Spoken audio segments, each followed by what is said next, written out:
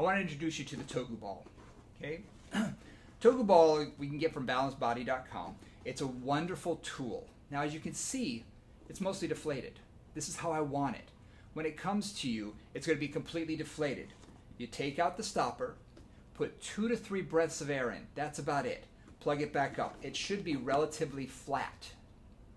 Now, getting on it may be a little bit of a challenge for some people. Okay, imagine if it was fully inflated, you'd never be able to get on it. So, I want you to be able to get on this nice and easily. Here's how I do it. I'm going to sit down and I'm going to put this right under my rear end.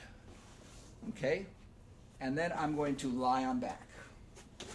And as I do so, now, honestly, it feels like it's too far that way. So I'm going to go up into a little bit of a bridge, and I'm just going to pull this up there. Now I actually feel like my sacrum is right on the top of that Togu Ball. If it's too far down, too close to my feet, it's going to feel as though I'm stuck in this posterior tilt, like my back wants to be flat.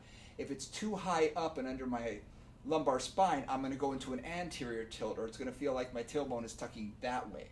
Okay, like I've got a huge arch in my back, and I don't want that. So, I want my sacrum to be right on the top.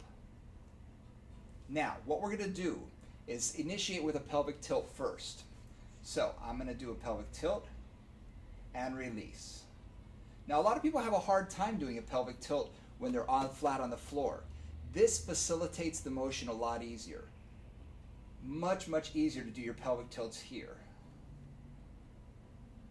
Now, a lot of people want to do it with their legs. I can tell if someone's doing it with their legs because their butt wants to come up off of the Togu Ball. Don't let that happen. Really focus on from your pubic bone to your belly button, like you're pulling upward, using these muscles, your abdominals, and then release.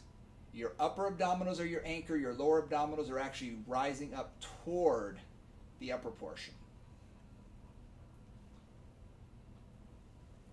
That's our pelvic tilt.